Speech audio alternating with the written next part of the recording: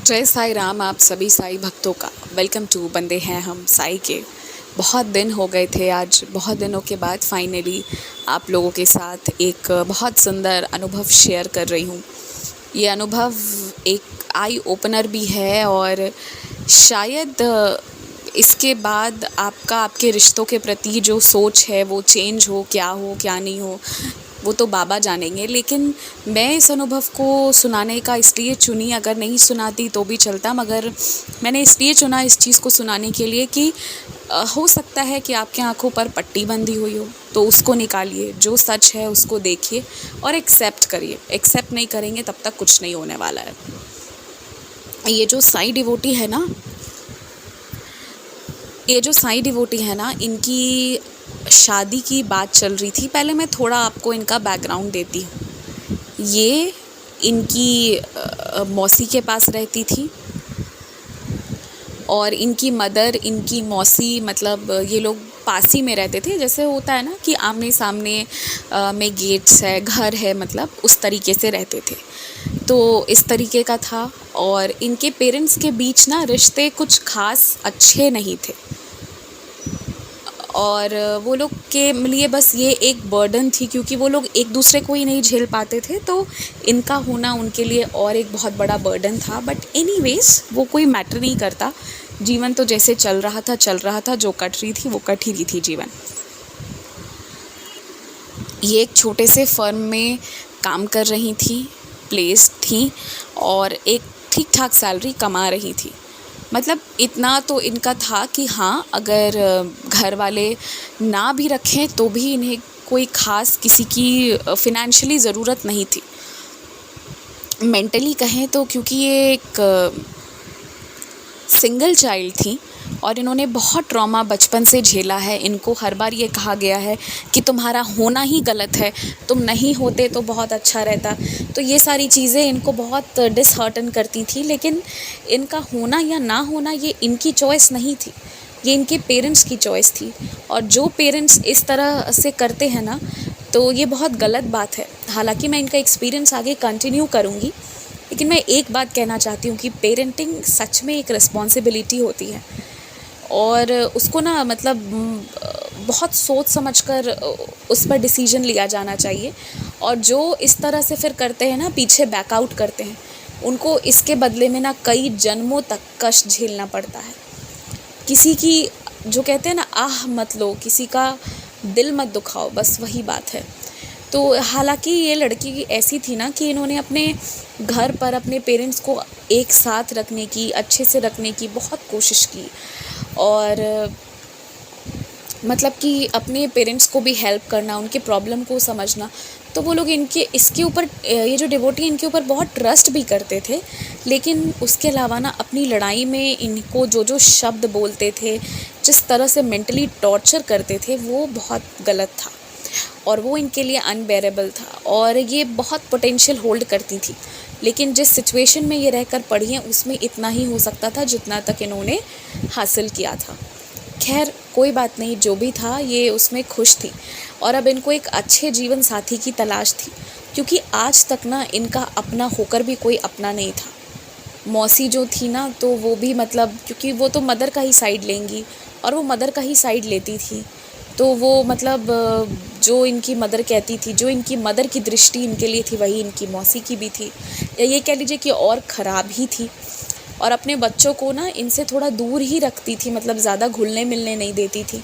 तो इन्हें ना बहुत मतलब मेंटल ट्रॉमा दिया गया है। और मैं ये दावे के साथ कह सकती हूँ कि बाबा ने जो किया है ना बाद में, वो बहुत सही किया है और ऐसा ही बाबा को करना भी चाहिए जो इन लोगों के साथ किया है बाद में। तो खैर, जब इनकी शादी का टाइम आया ना, तो रिश्ते पहले ठीक ठाक सबसे बात होनी शुरू होती थी।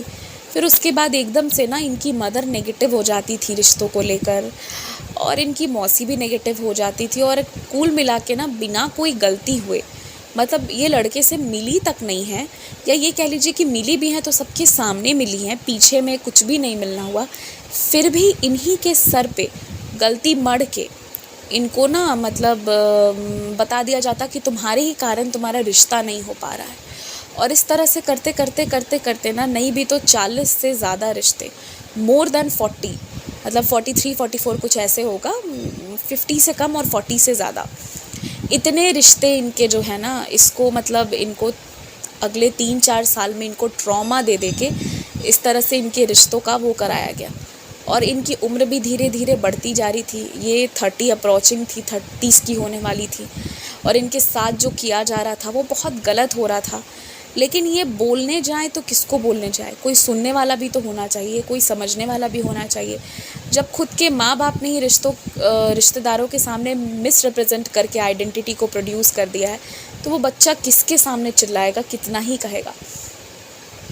फादर जो थे पर्सनली कह सकते हैं कि वो कैरेक्टर के बहुत स्ट्रॉन्ग नहीं थे, और इनकी मदर पे इनको डाउट तो जाता था, लेकिन इनकी मदर बहुत नेगेटिव लेडी भी थी और अपनी बहन के इन्फ्लुएंस में बहुत ज़्यादा रहती थी। ये एक चीज़ था जो इन्होंने पकड़ा था। तो खैर ये सारी चीज़ें हो रही थी। अभी करते करते करते करते ना इनके साथ ऐसा होने लगा कि एक दिन ये बाबा के सामने बहुत रोए, जिसे कहते हैं ना फूट फूट कर रोना, खूब रोना खूब रोना, बहुत रोई है बाबा के सामने। और मतलब इनका एक हफ़्ता जो था ना वो इतना भयंकर रहा, ये इतना रोती थी अपने ऑफिस जाने के पहले, घर आने के बाद, कि मतलब एक टाइम पे ना इनकी वो नेगेटिव ही मदर ना इनको पूछने लगी कि तुम ठीक हो ना, ये सिचुएशन की कोई तुमको कुछ बोला है, कुछ किया है तो बताओ। क्योंकि इनकी स्थिति ये हो गई थी, इनको इतना ब्लेम किया गया था, ये सब ये बेयर नहीं कर पा रही थी। और इनकी मौसी जो है ना वो इनकी मम्मी के कंधे पे कहते हैं ना बंदूक रख के चलाना, तो और ज़्यादा बोलती थी। और इनके कंट्रोल ही में जो चीज़ नहीं है, जो चीज़ ये कर ही नहीं रही हैं, उसके लिए क्यों इनको इतना तंग किया जा रहा है, इनको कुछ समझ नहीं आ रहा था। तो एक दिन ऐसा आया ना जब इनको जीने का भी मन नहीं था। इन्होंने बाबा से कहा कि बाबा मुझे जीने का भी अब मन नहीं है। लेकिन हाँ, हर इंसान में इतना हिम्मत नहीं होता है कि वो जाए और अपने आप को ख़त्म कर दे। और जिन लोगों को ये पता होता है ना कि अगर ऐसा स्टेप लिया तो बाबा आगे का जो लाइफ देंगे ना, जो लाइफ डेफिनेटली होती है, हमारे ग्रंथ और जितने भी वो ग्रंथ वगैरह वो झूठ तो है नहीं, वो बिल्कुल सच है। तो जिनको प्रूफ चाहिए उनका तो मैं कुछ नहीं कह सकती, लेकिन इतना तो ज़रूर है कि वो सारे ग्रंथ पर अगर आपका 1% भी भरोसा है तो आप ये देखोगे कि बर्थ होती है, ये चीज़ें बोली गई हैं। तो वो ना बहुत कष्टदायक होगा और उस कर्म को कटने में कितने जन्म लगेंगे पता नहीं। तो इनको ये चीज़ मालूम थी, इसलिए इन्होंने तय किया था कि ये मतलब मौत चाहिए मगर बाबा से चाहिए, ये खुद से नहीं मरना चाहती हैं। लेकिन ये एकदम परेशान हो गई थी, एक जीवन साथी की ही तो तलाश थी, और क्या मांग रही थी ये। और जो बाबा कहते हैं कि मैं सब कुछ कर सकता हूँ, तो क्यों नहीं कर सकते बाबा आप ये? जो लोग गंदे हैं, गलत नीयत है, जो भी, आप उनका मुंह भी तो बंद करा सकते हो, पर आप क्यों नहीं करा रहे हो बाबा? कई सारे सवाल इनके मन में चल रहे थे। इतने सवालों के बीच उलझी हुई ये थी ही एक हफ़्ता तक। ये बहुत परेशान हुई, बहुत रोई, बहुत रोई। एक हफ़्ते के बाद क्या हुआ ना कि इन लोगों को पता चला कि एकदम से इनकी जो मौसी हैं उनके ना गले में प्रॉब्लम होनी शुरू हुई है, वो ठीक से बोल नहीं पा रही हैं, उनकी आवाज़ नहीं आ रही है। और फिर डॉक्टर वगैरह को दिखाया गया तो पता चला कि वहाँ पर जो है ना उनको कैंसर की बीमारी है, और उससे पूरा घर जो है वो परेशान हो गया था। और अब वो ठीक से बोल नहीं पा रही थी, बहुत मतलब उनका ट्रीटमेंट चलना शुरू हो गया, और वो जैसे ही ट्रीटमेंट चलने लगा तो बॉडी पर उसका बहुत इफ़ेक्ट होता है ना, तो वो बहुत कमज़ोर होने लगी, वो अपना काम भी ठीक से नहीं कर पाने लगी, तो बहुत प्रॉब्लम होने लगी इनकी मौसी को। तो इसके बाद क्या हुआ ना, इसी दौरान एक रिश्ता आया, इनके फादर को कहीं से पता चला, और क्योंकि घर वाले सब बहुत परेशान थे ना, तो इनके फादर ने अपने आप से बात करा ली, मतलब अपने आप से सारा सब कुछ कर लिया, और लास्ट में बस इनको मिलवाने के लिए लाए। मतलब पहले सारा सब कुछ बता दिया इनके बारे में, और बोला कि जी आप पता लगा लो पहले उसके वर्क प्लेस पे, जो भी करना है, फिर मैं लड़की से भी मिलवा दूंगा। तो मतलब उनके फादर ने ना, जब सब कुछ हो गया था, बस एक था कि एक बार लड़की को देख के हाँ करना है, तब इनको बताया एक रिश्ते के बारे में, क्योंकि कहीं ना कहीं इनके फादर के मन में था कि अभी बहुत ज़्यादा हो गया है और प्लस घर पे सब बीमार भी चल रहे हैं, तो मैं सबको घर बुला के रिश्ता दिखाना वो सब नहीं करा सकता, मैं अपने आप से करता हूँ। आप ये मान लो कि बाबा ने उनको सद्बुद्धि दी थी, ठीक है, और इनके फादर ने अपने आप से ये सब कुछ कराया। तो लास्ट में जब वो लड़की वाले आए तो उस दिन इनकी मौसी तो हॉस्पिटल में थी, वो तो आ नहीं पाई इनके लिए, और वो बहुत बीमार चल रही थी। तो उसके बाद जो है ना, इनका जो है सारा सब कुछ फाइनल कर दिया गया, बातचीत हो गई, सब हो गया। और इनके ना शादी का डेट भी उन लोगों को जल्दी थी, नहीं तो फिर 1 साल तक ना कुछ था, वो कोई स्पेशल ईयर था कि फिर वो शादी करना अच्छा नहीं मानते हैं, तो वो 1 साल के बाद करते। तो सब कुछ फाइनल हो गया और मतलब विद इन अ मंथ सारा चीज़ रखने को कहा गया। तो इनके फादर ने कहा भी कि मतलब हम 1 महीने में कैसे अरेंज होगा, तो क्योंकि वो लोग बहुत वेल ऑफ थे तो 1 महीने में सब हो गया। बाबा की कृपा से इनकी शादी भी हो गई और इनकी शादी बहुत अच्छे से धूमधाम से हुई। इनकी शादी में सब लोग शामिल हुए। इनकी मौसी की तबीयत उस दिन भी बहुत ख़राब थी और वो हॉस्पिटल में थी, तो इनकी मौसी का वो वाला फैमिली जो है वो नहीं आ पाया था। ये एक चीज़ थी जो थोड़ी अलग थी, लेकिन इनकी शादी बहुत अच्छे से हुई। बाबा की कृपा से इन्होंने अपना लहंगा वगैरह जो भी था सब बहुत शौक़ से, बहुत पसंद से, बहुत अच्छे से लिया। एक बहुत डिसेंट और अच्छे वेन्यू में हुआ। इनके फ्रेंड्स वगैरह भी आए। हालांकि इनके माता पिता को जहाँ मन करता जो मन करता बोलते करते, लेकिन शादी में ना सबका बिहेवियर बहुत चेंज था, बहुत सही था इनके प्रति। तो इनकी शादी वगैरह बहुत अच्छे से होके गई। उसके बाद ना इसके बाद ये और अपने हस्बैंड के साथ रहने लगी, अच्छे से रहने लगी। 1 महीने तक अच्छे से रही और फिर वो लोग हनीमून के लिए बाहर भी गए। अच्छे से सब कुछ हुआ, यहाँ तक सब कुछ सही चल रहा था। फिर वहाँ से आने के बाद ना इनके हस्बैंड की बातचीत में थोड़ा थोड़ा चेंजेस आने लगा। अभी तो ये बहुत खुश थी और बाबा को शुक्रिया करना हालांकि भूल गई थी। ये इन्होंने शुक्रिया नहीं किया था बाबा को, बस ये खुश थी कि चलो सब कुछ बहुत अच्छा चल रहा है। और उसके बाद एकदम से ना मतलब इनके हस्बैंड ना थोड़ा चिड़चिड़ाने लगे। तो इनको लगा हो सकता है आदमी है भाई, अभी शादी वगैरह हुआ, इतना कुछ हो गया और फिर ऑफिस वगैरह जा रही है, ये सारी चीज़ों में ये हो रहा था। इधर अगर देखा जाए तो इनकी मौसी, इनकी मम्मी सब लोग अब थोड़ा थोड़ा बेटर कंडीशन में थे। इनकी मौसी थोड़ी ठीक हो रही थी। एक दिन क्या हुआ ना, बहुत तेज़ बारिश हो रही थी, ठीक है। तो इनको ना ऑफिस से किसी ने ऑफ़र किया कि आप मेरी गाड़ी में बैठ जाओ और हम आपको ड्रॉप कर देंगे, ये चीज़ इनको ऑफ़र किया। तो जो ऑफ़र करने वाले थे ना वो लोग काफ़ी मतलब सीनियर थे। तो वो जो सर और मैडम थे वो लोग दोनों पीछे बैठे थे, ये आगे बैठी हुई थी।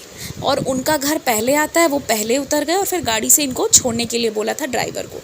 तो वो लोग जब उतरे थे ना तो ये पीछे नहीं जा पाई थी, बारिश भी हो रही थी, तो ये आगे ही बैठी रह गई। और फिर इस तरीके से ना मतलब इनको ड्रॉप करा।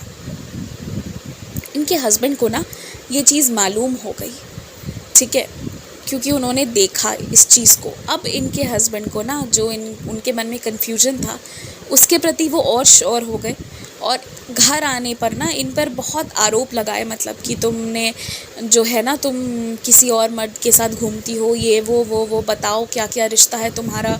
और मतलब इनके ना जैसे पाँव से ज़मीन छीन ली हो किसी ने और इनको सीधा गिरा दिया हो नीचे, आग के उसमें गिरा दिया गया, और जहाँ खूब सारा आग लगा हुआ है ना उसी में इनके शरीर को गिरा दिया गया। इस तरह की तपन इन्होंने महसूस करी, क्योंकि इनके हस्बैंड भी अब इन पे ठीक उसी तरीके से आरोप लगा रहे थे जैसा घर वाले लगा रहे थे। और इनको ना ये चीज़ अब बहुत बुरी लगने लगी, बहुत ज़्यादा। फिर ना इन्होंने अपने हस्बैंड को समझाना उचित नहीं समझा। इनको लगा कि मैं कितना भी एक्सप्लेन करूं, हो सकता है मेरे घर वालों ने ही इनके मन में भरा हो, और नहीं भी भरा है तो भी अगर ये सब देखकर इस तरह से बिहेव कर रहे हैं तो अब मैं क्या कर सकती हूँ। इन्होंने थोड़ा समझाया, उनके हस्बैंड नहीं माने तो इन्होंने छोड़ दिया और ये आगे बढ़ने का सोची, मतलब लाइफ को आगे बढ़ाने का सोची, और जैसा अब जो भी है उसी में काटने का सोच ली। मगर इनके हस्बैंड का ताना उल्हाना अब बहुत बढ़ गया था। और वो ऐसी चीज़ों के बारे में कभी कभी बोल जाते थे ना, जिन चीज़ों का उन्होंने कभी मतलब उनको पता नहीं था, फिर भी बोल जाते थे। ऐसी चीज़ें होने लगी, बहुत चीज़ें बहुत अजीब होने लगी इनको। बहुत ये ना बहुत रोती थी बहुत। एक दिन इनके हस्बैंड ने जब अति कर दी ना, तो इन्होंने कहा कि मैं साईं बाबा का नाम लेकर, साईं बाबा की कसम खाकर आज ये बात कहती हूँ आपसे। बस आप ये याद रखना कि अगर मैं गलत हूँ ना, तो बाबा मुझे जो सज़ा देंगे मैं उसके लिए मुझे मंज़ूर है। अगर मैंने आपसे शादी करने के बाद एक पल भी आपको धोखा दिया होगा ना, तो बाबा ना मुझे वो सज़ा देंगे जो दुनिया में किसी को नहीं दी होगी, मुझे वो कष्ट देंगे जो नहीं दी होगी किसी को। लेकिन अगर मैं गलत नहीं हूँ ना, अगर मैं गलत नहीं हूँ, तो बाबा ना आपको जो आप मेरे साथ कर रहे हो ना, उससे ज़्यादा आपको देंगे। आप देख लेना। इनके हस्बैंड ना इनका मुंह देखते रह गए कि ये क्या बोल गई, और वो बोल के उस दिन चली गई।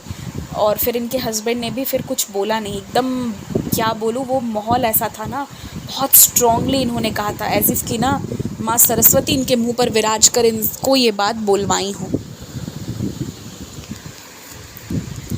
इस घटना के विदिन 4-5 डेज़ के बाद क्या होता है कि उनके ऑफ़िस में ना एक दिन, इनके हस्बैंड की ऑफ़िस में, मतलब ये मान लो कि ऑफ़िस में नहीं, घर आकर ना उनके ऑफ़िस में जो पोछा मारती थी ना, उसकी मम्मी उस लेडी के, उस लड़की के साथ आई और बोली कि ये आदमी ना मेरी बेटी को ना गलत नज़र से देखता है, गलत गलत करने की कोशिश करता है। इनके घर तक आ गई और लड़ने लगी। फिर आपको पता है मतलब ये जो चीज़ इनके हस्बैंड के साथ हुई ना, इनके हस्बैंड एकदम शॉक, क्योंकि वो इंसान ना ये सारी चीज़ों में बहुत प्योर और बहुत सही थे। वो ये इस मामले में बिल्कुल गलत नहीं थे। वो तो शॉक्ड रह गए, क्योंकि ये लड़की ज़बरदस्ती इनसे बात करने की कोशिश करती थी, ये ध्यान नहीं देते थे, ये अपने काम में रहते थे, और आज ये आरोप लगवा रही है। फिर ना मतलब वो इतना प्रॉब्लम क्रिएट कर दी थी, पुलिस कंप्लेन वगैरह कैसे कैसे करके, पैसे वगैरह दे के, जैसे तैसे फिर इनके हस्बैंड को बचाने के लिए कोशिश की जा रही थी। लेकिन ना वो लड़की पैसा भी ले रही थी, लेकिन ना हर दूसरे तीसरे दिन एक नया आरोप लगाती, और इस तरीके से लगाती ना कि ऐसा लगता कि वो सही बोल रही है, एविडेंटली प्रूफ होने लगता। तो ये सारी चीज़ें जब होने लगी ना, तो उनके हस्बैंड को ना ये याद आया कि ये जो था ना, ये श्राप मुझे उसी का लगा है। किसका? मेरी वाइफ़ का लगा है। तो ये अपनी वाइफ़ से जाके ना फिर इन्होंने माफ़ी मांगी। इनके हस्बैंड ने एकदम, जिसे कहते हैं ना, और ये सारी चीज़ें होते ना मतलब 3-4 महीने बीत गए। सारी चीज़ें 3-4 महीने में हुई हैं। शादी के 1 महीने के बाद अगले 3-4 महीने में, मतलब कुल मिलाकर आप मान लो कि 5 महीने के अंदर ये सारी चीज़ें हुई हैं। तो उन्होंने ना बहुत माफ़ी मांगी। तो फिर ये तो अच्छी थी ही, और इनके मन में बस एक सच्चे जीवन साथी की चाह थी। तो इन्होंने बस बाबा का रास्ता अपने हस्बैंड को दिखाया और बोला कि आप प्रे करो बस, और बाबा रास्ता निकालेंगे। और उसके बाद ना उनके पेरेंट्स ने उस केस को जैसे, मतलब फिर वो क्लोज़ हो गया बाबा की कृपा से। हफ्ता भर में वो केस भी अपने आप से क्लोज़ हो गया, सारा सब कुछ हो गया जो भी था। और इनके हस्बैंड, पैसा तो गया इन लोगों का, लेकिन इनके हस्बैंड बच गए, और मतलब वो आगे के लिए, फ्यूचर के लिए बहुत कॉशियस हो गए। तो पता है, जब किसी सच्चे व्यक्ति के साथ कुछ गलत आरोप लगता है ना, तो वो लगाने वाले पर ना घूम फिर कर आता है। इसलिए सोच समझ कर किसी पर भी कुछ भी बोलना चाहिए, नहीं तो फिर वही लौट कर आता है। ये सबको याद होना चाहिए, सबको याद रखना चाहिए। कुछ भी हो जाए, अपने शक के दम पर, या फिर अपने इमेजिनेशन के दम पर, या अपने सपने में कुछ देख लिया, इसलिए आप किसी को कुछ नहीं कह सकते हो जब तक आप 100% श्योर ना हो जाओ। ये चीज़ है। तो खैर, ये वाली घटना घटित हुई। इस घटना के घटित होने के बाद ना इनके हस्बैंड ने, अब तो इनके हस्बैंड को ना मतलब ये समझ में आ गया था कि सच में ये बाबा की भक्त है, और साईं बाबा इसके लिए खड़े हुए थे, इसलिए मुझे इतनी कठिन सज़ा बाबा ने दी। तब इन्होंने ना तय किया कि ये अपनी वाइफ़ को ना सारी बात बताएंगे। फिर उन्होंने अपनी वाइफ़ को बताना शुरू किया कि उनकी जो मौसी है ना, जिनको कैंसर हुआ था, ये रिश्तों में गलत फहमी पैदा करने वाली ना उनकी मौसी थी, जो इनसे बात किया करती थी दामाद जी करके, और इनको ना इनके कैरेक्टर के बारे में भड़काया करती थी। तो ये सारा काम कोई और नहीं, खुद की इनकी मौसी ने ही, इनसाइड डिवोटी की मौसी ने ही ये काम करना शुरू किया था। और इनके हस्बैंड, देखिए, अगर कोई घर वाला ही बोलेगा कि तुम, मेरी बेटी ऐसी है वैसी है, तो कोई भी इंसान, इनके हस्बैंड की गलती ज़्यादा नहीं थी, पर ये थी कि हाँ, उनको थोड़ा सा देखना चाहिए था, क्योंकि आपने किसी के साथ 7 फेरे लिए हैं तो आपने कुछ चीज़ों का ना एकदम से ओथ लिया है, कुछ चीज़ों के लिए आपने प्रॉमिस की है, तो आपको साथ निभाना था, ऐसा नहीं करना चाहिए था। मगर ठीक है, उनसे गलती हो गई, लेकिन इनकी मौसी का ये सारा किया दिया था।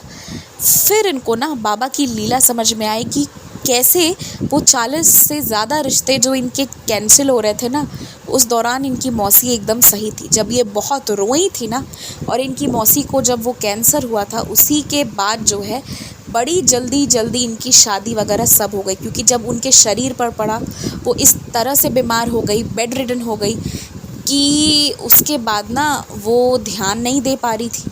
इनके बर्बादी का तो बिल्कुल ध्यान नहीं दे पा रही थी। तब बा ने ऐसी व्यवस्था कराई थी कि उनका ध्यान इतना भटका दिया था कि उस दौरान इनकी एक अच्छे इंसान से शादी करा दी। इनके हस्बैंड ने जो गलती इनके हस्बैंड से हुई थी उसके लिए माफ़ी भी मांगी। इनके हस्बैंड समझ गए कि क्या क्या ये झेल कर आई हैं, और इसलिए ना कभी भी इनको फिर जो है ना इनके साथ बुरा व्यवहार नहीं किया। और इनको जब ये सारा सच सब कुछ पता चला ना, तो इनके हस्बैंड ने इनसे सिर्फ इतना ही रिक्वेस्ट किया कि आप अपनी मौसी से क्वेश्चन करो, पर डायरेक्टली मत करो, लेकिन उनको समझा ज़रूर दो कि आपको सब पता चल गया है।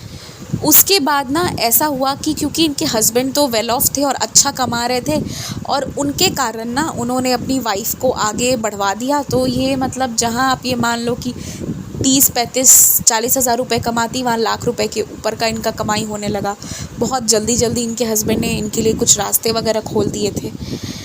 तो ये लोग अब वेल ऑफ थे, तो इनकी मौसी जो है ना, उनको अब लगने लगा कि अरे बाप रे, अब तो ये हम मेरे मतलब की है। तो इन्होंने ना तय कर लिया था कि अब उस लेडी से और उस फैमिली से, पूरी फैमिली से कट ऑफ करना है। और इन्होंने ना कट ऑफ करना शुरू कर दिया।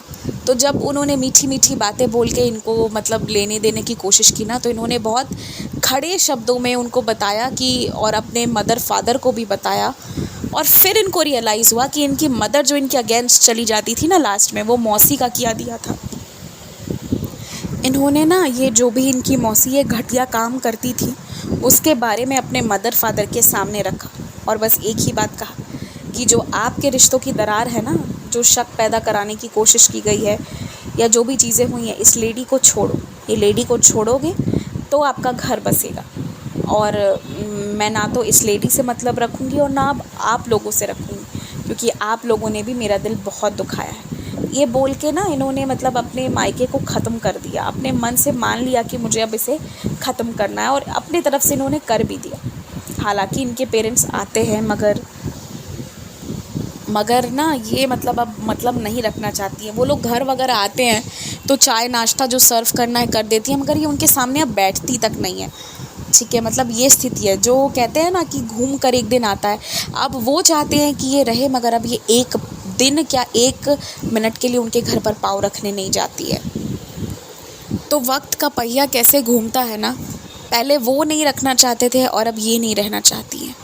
ये चीज़ हो गई। मौसी जो थी, उनकी सच्चाई तो इनकी मदर ने पूरे घर पर ढिंढोरा पीट कर बताया, और रिश्तेदारों से फिर और चीज़ें मालूम हुई, और सबको फिर यही रियलाइज़ हुआ कि ये मौसी इतनी एविल थी ना, इनकी इतनी एविल हार्टेड थी कि वो अपने मतलब के लिए किसी भी भाई बहन बच्चे, किसी का भी कुछ भी किसी भी हद तक बिगाड़ना हो तो वो बिगाड़ने में पीछे नहीं रहती। तो यही था इनका एक्सपीरियंस। इन्होंने बहुत कष्ट झेला, बचपन से झेला, इनके पेरेंट्स ने भी झेला, पर हाँ, वो जो दुष्ट थे ना इनके लाइफ से, वो हट गए। इनकी जो मौसी थी उनको तो बिल्कुल हटाया, लेकिन इनके पेरेंट्स के लिए नाराज़गी इस बात को भी थी कि कोई कुछ भी कह दे, आप बिना देखे बिना जाने कैसे मान लोगे बात। लेकिन वो मानते रहे, वो गलत थे अपनी तरफ से। और इसलिए ना कहीं इन्होंने अब अपने सुकून चैन, अब इन्होंने सोचा कि मैंने पूरी लाइफ जो है ना इन लोगों की सेवा की है, जब से होश संभाला, लेकिन इन लोगों ने ना हमेशा मुझे दुत्कारा है। इसलिए ना अब मैं इनसे मतलब नहीं रखना चाहती, और इसलिए इन्होंने अब पूरी तरह से उन लोगों से कट ऑफ कर लिया है। और वो चाहते हैं रखना, इनके हस्बैंड थोड़ा बहुत जो भी है कर देते हैं, बाकी ये अब बिल्कुल मतलब नहीं रखती, अपने लाइफ में आज बहुत खुश है। तो इन्होंने ये कहा ना कि जब मुझे ये पता चला कि मेरे पेरेंट्स इतने मेरे ख़िलाफ़ हैं, ये सारी चीज़ें हैं, तो मेरे लिए ना एक समय मैं अपने आप को अकेला पाई थी, और मुझे लगा था कि मेरे पास कोई कारण नहीं है जीने का, तो मुझे क्यों ही मैं जीऊँ। एक समय ये स्थिति आ गई थी, लेकिन कोई कारण नहीं होते हुए भी, कुछ नहीं होते हुए भी, जैसी भी स्थिति आई थी उसके बावजूद भी आज ना मैं डटी रही, मैं खड़ी रही। मतलब जो भी है बाबा ने बस रखा मुझे जीवित, नहीं तो जो स्थिति घर वालों ने करी थी ना, कोई बंदा जी नहीं पाता। तो जो बाबा ने रखा ना, ये सिर्फ बाबा की कृपा थी कि ये एक्सेप्ट कर पाना कि मेरे माँ बाप भी गलत हैं और वो लोग भी मेरे लिए मेरे दुश्मन बनकर खड़े हैं। तो उन्होंने कहा कि इस चीज़ को एक्सेप्ट करना मेरे लिए बहुत मुश्किल था, लेकिन मैंने वो भी किया। तो ये ना कलयुग है, यहाँ पे आज के वक्त में पता नहीं कुछ भी होता है। मुझे बहुत दुख भी होता है ऐसे एक्सपीरियंसेस सुनाने में, लेकिन अनफॉर्चुनेटली ना आजकल मतलबी लोगों की संख्या भी बहुत ज़्यादा है और मतलब लोग अपने रिस्पॉन्सिबिलिटी से हटने के लिए कुछ भी करते हैं। मैंने देखा है, सिर्फ इन्हीं का नहीं, बहुत से पेरेंट्स को भी देखा है कि वो अपने बच्चों के साथ ना बहुत गलत करते हैं, बहुत अन्याय कर जाते हैं। तो देखो, सबकी अपनी लाइफ है, उसको लीड करना है, लेकिन आपने जो रिस्पॉन्सिबिलिटी ली है वो तो आप ही को निभाना होगा ना। किसी ने तो कहा नहीं था कि मेरी रिस्पॉन्सिबिलिटी लो, आप चाहे हो तब आपने लिया है। तो इस चीज़ को इंसान को समझना होगा कि ये मैंने ली है रिस्पॉन्सिबिलिटी। ताली दोनों हाथ से बजती है। अगर आज शराफत से नहीं रहोगे तो कल को ज़रूरत होगी तो सामने वाला भी पीछे पीठ दिखा देगा, वो भी हेल्प नहीं करेगा। यही चीज़ है।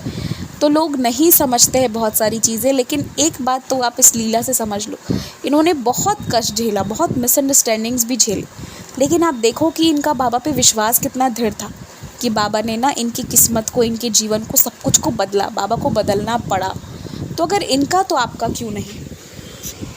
तो बस बाबा पर भरोसा रखिए, जीवन में आगे बढ़ते रहिए, नकारात्मक लोगों से, परिस्थिति से, सबसे दूर हटिए।